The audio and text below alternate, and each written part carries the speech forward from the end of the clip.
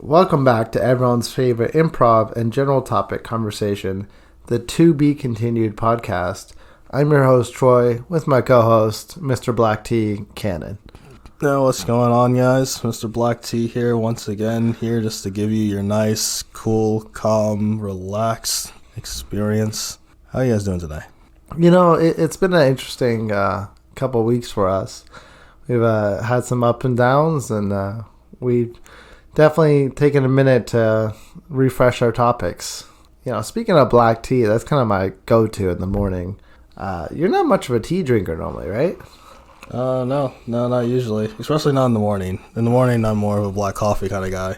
Maybe a little bit of sugar, depending on how I'm feeling that morning. But no, me and tea have a very new, very fresh, and exciting relationship going on that I'm really starting to understand why I need tea in my life in comparison to coffee, especially in these trying times.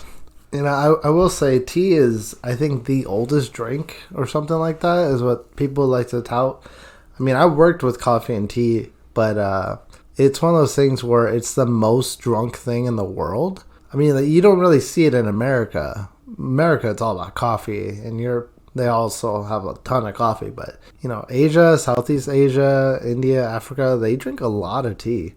Yeah, that's really cool. It's I understand that. After drinking a lot of tea myself within the last 2 weeks, I can really see, you know what, this is all right.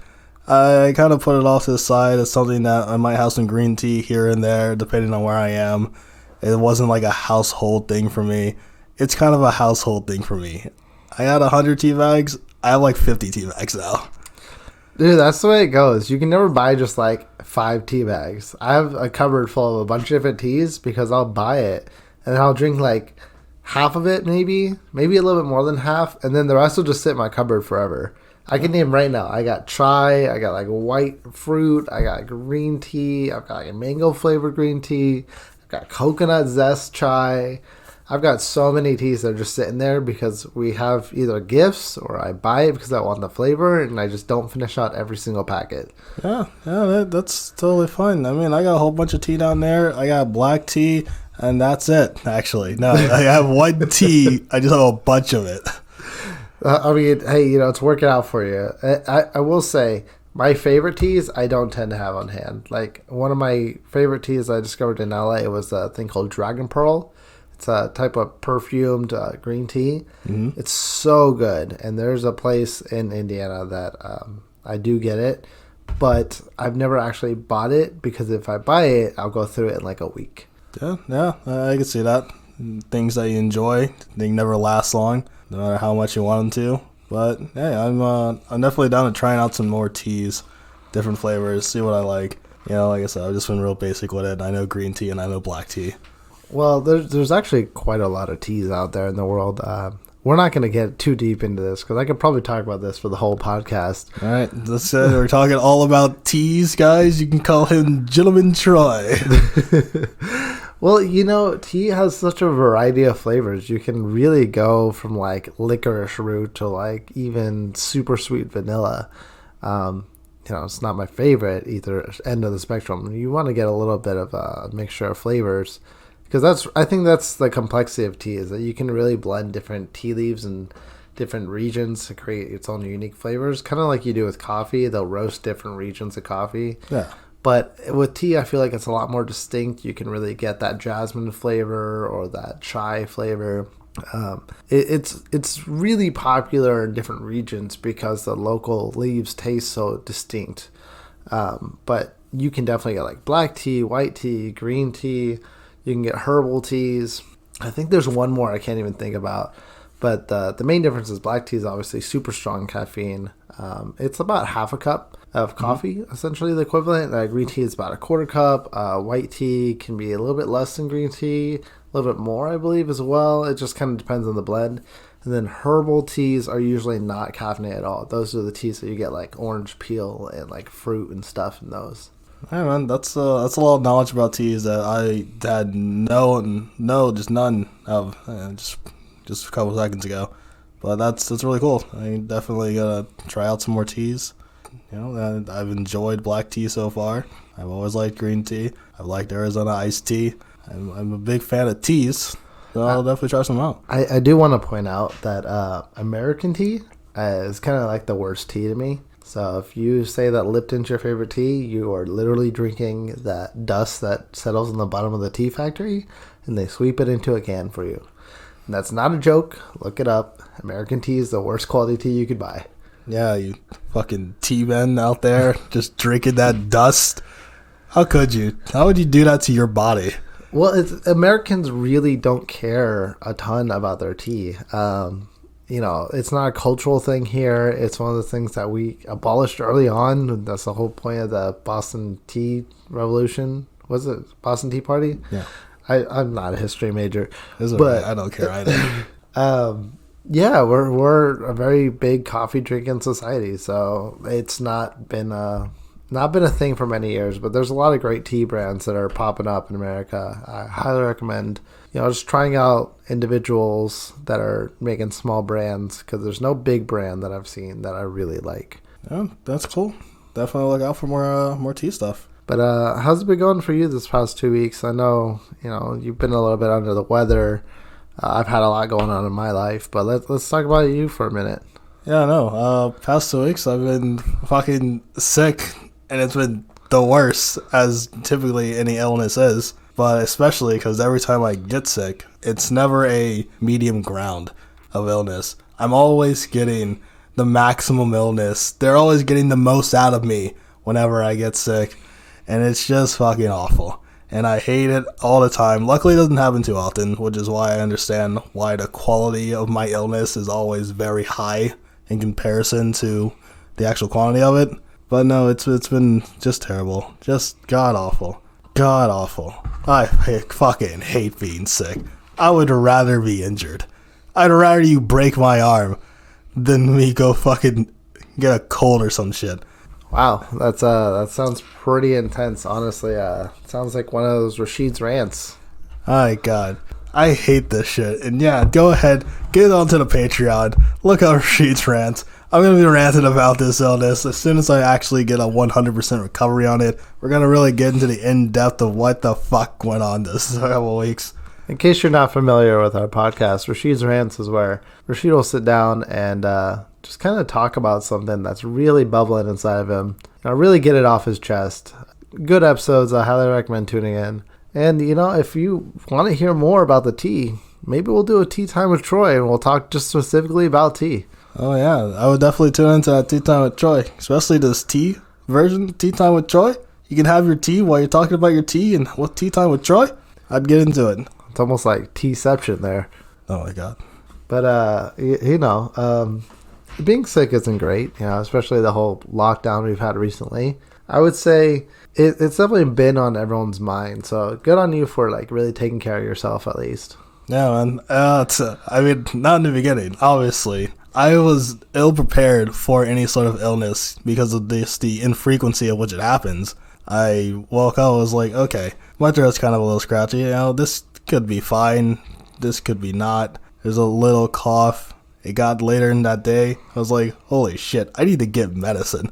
Holy shit. You just wake up, damn, this hit hard. Yeah, I tried to lay down. I was like, cough, cough, cough, cough, cough, cough, cough, cough, cough, spit off, cough, cough. I was like, what's going on? I've been in the bed for 3 hours, and I haven't stopped coughing since. I go to the cabinet. There's no medicine in it. Or at least I look. It's all expired in 4 years ago or something. So I can't take this. Throw all that away. And I'm like, okay, I guess I gotta go get medicine in the morning, and I don't know exactly what to get, so I'm just getting a bunch of stuff. And drink a bunch of tea. I will say you should probably stock up on some basic medicine. A lot of medicine, even though it says it expires, is pretty good to still use. It loses a tiny bit of efficiency, but as long as it's stored properly, you will not actually have to go buy more, even if it's been more than 10 years. I know I read a study once about Tylenol and ibuprofen that were stored properly 10 years after expiration, so 80% efficiency. That's cool. A lot of the medicines that I did have that were kind of left over that I just kind of found in the cabinet, I'd either only had maybe two or three pills of it left, and I just took them anyway. Or Just took them anyways. I was Yeah. like, who cares? I was we'll like, try I don't know. I don't know if these are gonna do anything, but these are all I have at this very moment, and I need these right now. Yeah. So I just take them anyway. Or there were just some very off-brand version of medicine that I can't even pronounce a name of or have never seen before, and within the last recent years. I'm just like, I don't know. This is what I have. I had like some chloroseptic like spray that was get thickening.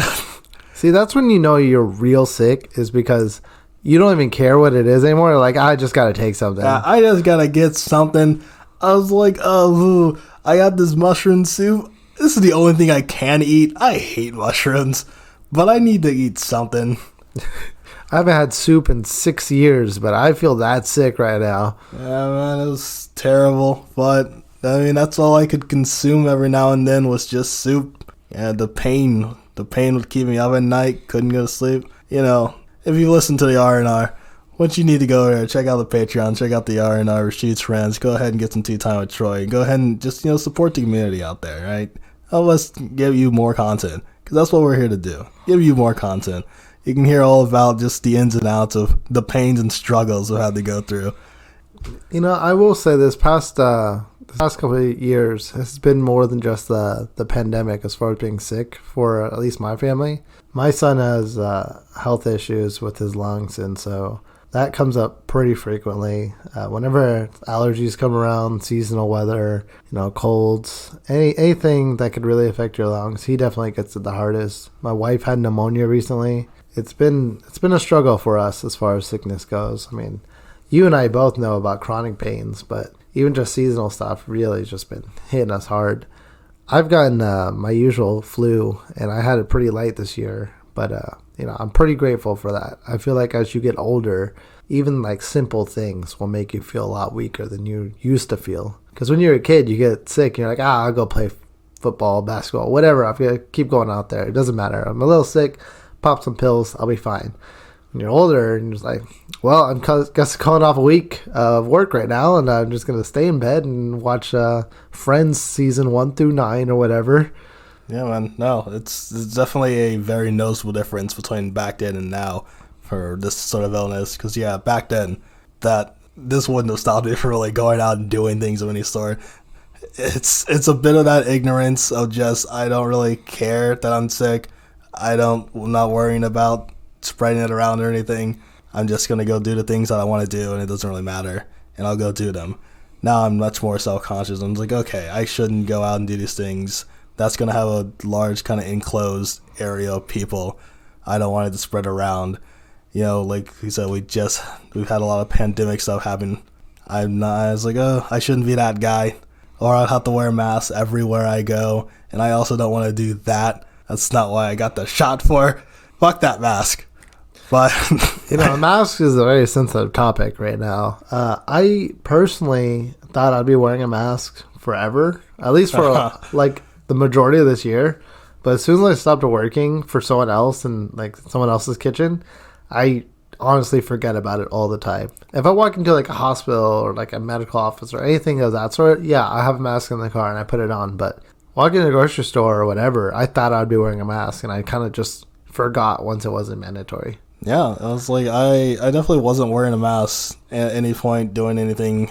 And then I got sick. I was like, okay. So then I started putting on a mask to go to the grocery store to get medicine for the sickness and such. And it was just crazy, right? I wasn't prepared to have to go back to it after I had kind of discarded it. I was like, all right, I'm fine at this point. I'll be cool. I'll have the mask on me in case it's like, hey, we need you to wear the mask. I'm like, all right, go. I'll just pull it out, put it on real quick. Yeah, I mean, you don't need to fight it, especially with a lot of times they're just trying to like be safe. It's like, just put a mask on. Yes, there's individual freedoms and stuff, but don't be that person. Like, there's freedom, and then there's just being stupid. Yeah, man. You don't want to be that person. No one wants to be that person. It's cool to sometimes be a part of a group. People like being parts of groups. It's all right. If someone tells you to jump off that bridge, if you're doing it alone, nah, don't do it. But if it's in a group, that's just some cool shit going on now. I mean, if you're bungee jumping, yes. I completely agree with you. I wouldn't take that word for word what you said, but I mean, if you're jumping off the cliff, like you're doing one of those like tropic Caribbean things, or jump off the cliff into like the ocean or whatnot, yeah, that could be cool. Do that. that's fair. Check for rocks if you got a beforehand. 95% chance of survival, Yeah, jump off that cliff. Just don't go first. make sure you're at least prepared for what you're doing. But let's go and take a minute here to thank our sponsor, Petit Regal Bakery, local Indiana macaron and French-inspired goods bakery. We are in the middle of transitioning from our summer to winter season, so you may not see as many products as usual, but come down to the Indy Winters Farmers Market off of 16th in Indiana. The AMP, there's many vendors there. You can try out a whole bunch of things from baked goods to soap. All right, back to the show. So I want to get into some of my topics for this week. Yep. A big one for me, honestly, hit home because this was a very shitty topic for me on Saturday. My childhood cat died, and The ancient one. yeah, you know her. Oh no. I'm very salty about this because my parents didn't tell me until I saw them on Saturday, but it'd been a couple days apparently, and I was like, "What? You didn't tell me you were gonna take her to the vet?" And it's like, I know she was old and like she was getting there because she was sick. Like it's not like it was a surprise. She couldn't move a ton. She was like starting to not use the bathroom and all that. But man, I was like, that is one side blow that I wasn't prepared for. Yeah, it's one of those. All right, things aren't going super great. That'd be great, and then all of a sudden, out of nowhere, bam! What do you mean my childhood cat's dead? But come on, man. Dude, I mean, like, it was a big surprise. I was like, she's not just over there in the other room. It's one of those things where you're so used to them being in like the same spot that it's like, wow, that's coming of age right there. That's one of those things where you're like, man, aging is a real thing. It's easy to forget, but these kind of things really bring you back into the moment and make you feel grateful for where you're at in life. Yeah, man. That cat was like 600 years old. She was old. She was like 21, 22 years old. So I think in cat years, she was like 100 years old already. Like I said, the ancient one, filled with wisdom. She's not really gone. She just transcended to a higher plane.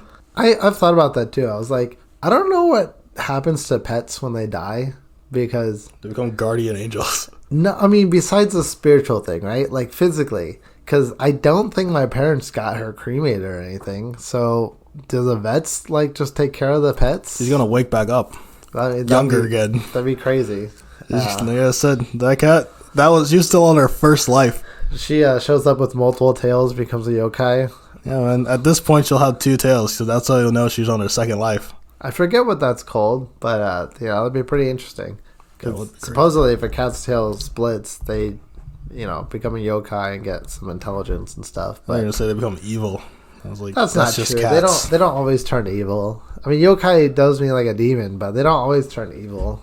Yeah, okay, man. It's usually more mischievous. That cat's gonna be knocking over all your stuff. The cat's gonna be a cat. It's just gonna be just a normal cat, but now it can like talk to you. They'd be like, "Hey, you like this cup over here?" Or just knock it over. They'd be like, "Well, it was better when you didn't tell me." And I was like, yeah, don't like other things more than me. Yeah, that's honestly that'd be kind of interesting. What if like somebody got like a robotic cat and they programmed that in? They just like told you, it's like, "Hey, I gotta be a cat. I'm just gonna knock this over." Yeah, this is no offense. It's no big deal in there. I just kind of have to do this. Why? It's just part of being a cat. You asked for a cat. We gotta deliver on the features. Yeah, If you get a robotic dog, they're gonna dig holes in your ground. that'd be hilarious. But I'm like, do they naturally like cremate like all the animals that die at the vet, or like do they bury them or what? Because it's one of those things where there's got to be like a procedure, right? If Yeah.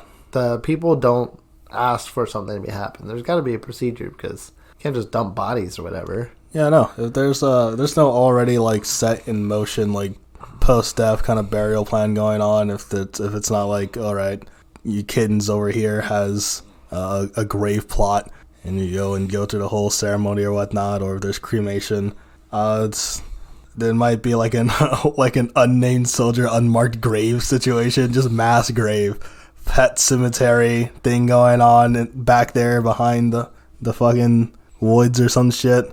That is the thing that always comes up is Pet Sematary. It's such an iconic movie. My dad was like, yeah, they just go bury them in the Indian ground and pets come back to life. And my younger cousin was there because a lot of my family was there, and she had no idea what Pet Sematary was. It's so iconic with the older generations, but these kind of things are just disappearing. And I'm very interested to see like what their reference point would be for these things. Yeah, man, I don't even know. I mean, they did make that remake of like Pet Sematary. Did they do a remake? Yeah, they made a remake of like Pet Sematary. That's, I would say, not the oldest anymore. It's a couple years old, but like I said, I can't remember exactly when it came out, but I know it's there was like a remake of Pet Sematary because I watched it. Interesting. So people are still out there trying to refresh the youth. To keep up with tradition of just being terrified of things for no reason. Dude, and speaking of like refreshing the youth, Ghostbusters Afterlife. Oh yeah, that came out. I definitely wanted to kind of go see it, and then just physically couldn't. Well, I mean, yes, there's the whole thing to go see it, but like, when's it gonna not be a sequel, right? When are we gonna get like some better new IPs? Better, newer IPs, but we still have all these other older, already used IPs. Yeah, but I don't need. We just made a new Home Alone. How many Ghostbusters are there though? There's the original, like 3? Yeah. And then there's like the female version. We don't talk about that one. They had a second one too, didn't they? They had a sequel to the female version? Not. I don't remember. I don't think there is. I really hope there isn't. I feel like they were talking about it. They might have talked about it, and then it did so terribly terrible. They might have not done it, but I'm not very sure. That's something that we have to definitely look more into, or just forget about entirely, because that Ghostbusters was just bad. Well, I mean, like, then they also have Afterlife, so there's at least 5 movies. Yeah, there's at least 5 movies. And this is like a franchise that was good for the first film. Don't get me wrong, the first film was great. But did we really need to pump out more sequels to this? No, probably not. I mean, that's a lot of varying IPs that's going on, right? A lot of things that you just kind of go in and they're like, all right, we made 3 Jurassic Parks. Now what? Let's go back to the park, but let's make it a bit bigger. We'll call it Jurassic World now. Right? And then they come out with 2 of those, probably going to come out with, I'm pretty sure they're coming out with a 3rd. Especially how it all set up. I was like, dinosaurs are cool. Don't get me wrong, but I don't need all this. They're coming out with a new Resident Evil film, despite how bad every Resident Evil film besides the first one has been. Dude, that's true. The first one was actually not that bad. And I don't like horror movies or anything, but the first one really was pretty iconic. Yeah. And then I watched a couple of the sequels growing up, but at this point, it's like, why? Like, can we stop? Also, I have a big critique. Before I get into this, the second female Ghostbusters was planned and it was announced, but it was canceled. So there was supposed to be a second female one. But back to what I want to get really upset about. Regarding these IPs coming back, I'm totally fine with whatever you want to do, but please can we stop showing ads for it on like kids shows? Because I will have my son watching YouTube and Resident Evil commercial will come up. It's like, why? I don't have this set in my Google ads. I've double checked, but somehow it always will slip through like a commercial for some dumbass scary movie. Yeah. Especially during Halloween when a lot more of them are coming out, whatever. If I don't have it in my Google ads and my son's watching like Paw Patrol on YouTube, it should not pull up scary movies. Yeah, he doesn't need to all of a sudden find out there's a new Scream coming. Scream needed to die back in the fucking past. No one gives a shit about that fucking Ghostface. And we definitely don't need the kid. That's a huge transition. Paw Patrol to horror. It really is. It's so frustrating. And I'm not the only one who gets frustrated by this. I looked it up, and I know in the UK, some people are actually like suing because this shit would happen on like kids' YouTube. Yeah, and that doesn't even make any sense algorithm wise. Like, if I'm watching this, why would I want to all of a sudden watch that? I don't know, man. It's something with the algorithm that just doesn't fully compute properly, and it's frustrating. YouTube, get your shit together, guy. If anyone knows how we can fix this, please reach out to us at tobecontinuedpodcast@gmail.com. Yeah, make sure you email us. Send a couple emails to YouTube too. Yeah, CC us in those emails, being like, why are we getting Resident Evil trailers on my Paw Patrol shows? Yeah, no one wants to see that film. It's gonna be dumb, and we're definitely gonna go see it. I will say, kid sequels for like different kid IPs, totally fine. You want to make 100th Scooby-Doo movie? It's totally fine, because I feel like those kind of things get a pass. They're a little timeless because they're kid shows. They're not trying to develop the world. It's just like another new enemy, another little fancy power, whatever. Frozen 2, I don't give a shit. You can have your Frozen 2. Sure, it's not as good as Frozen 1, but it's a kid's show, so it gets a pass. Yep. I can definitely see that. I mean, look, they just came out with a new My Little Pony film that was getting a little bit of flack back, because it still had some of the older animation sort of ideology going on, especially with the villain being very Nazi-like, and they were, people were not happy about that. I was like, yeah, we used to have a lot of that in a lot of films, like the classic Lion King, especially with that Scar and all like the varying hyenas all marching in line together and such. And we've kind of gotten rid of a bunch of that things because, people are a lot more sensitive to those sort of topics and such, and we want to not aggravate anyone. It's I think it's one of those things where we're just not at war anymore with like a major world war, so we're not seeing it in our movies as much. We still see like movies about war, like Call of Duty or whatever, but it's not one of those things where Nazis are like the enemy of the world consistently. Yeah, not every single time. Not all the time, every day. There are white supremacists, yes, and we'll probably get a movie like they're gonna hint at that. Ghostbusters is gonna be fighting white supremacists at some point. Yeah, there'll be white supremacists. There'll be Nazi ghosts. Yeah, that Ghostbusters are gonna have to deal with at some point. They just never die. Yeah, in Ghostbuster Afterlife 2. Ghostbusters Afterlife 2, Nazi ghosts. Yeah, just Nazi ghosts. It's like, we gotta deal with the Nazis. What do you mean the Nazis are back? Oh, dude, that'd be terrible. I would probably torrent. I wouldn't pay for it, but I would definitely watch it online. Yeah, I would definitely watch it online and just kind of skip past a bunch of parts. I think we're going to have to start wrapping up here, but I want to leave you guys with a question here. Please, comment, send us an email, whatever you got to do. If you don't live in the U.S., who's the villains in your movie? Because obviously Russians can't be the villain in a Russian movie. Yeah, that'd be hilarious. But no, that'd be weird. But yeah, please let us know. Check out our Patreon. We upload extra episodes, continuations where we talk about some things, Rashid's rants, Tea Time with Troy. We throw out some stuff there. We're probably going to put up a couple more perks throughout the year. So please check it out. Help support us. Buy us some tea. Buy us some lunch. We really appreciate it. Oh, yeah, man. Sounds great. You guys take it easy out there. Disney, stop making Home Alone films. There's 6 in, and they don't work. Please stop. Stop using the same acts. Oh, man. And don't make the villains sympathetic and you feel bad for them the whole movie. It really ruins the fun of Home Alone.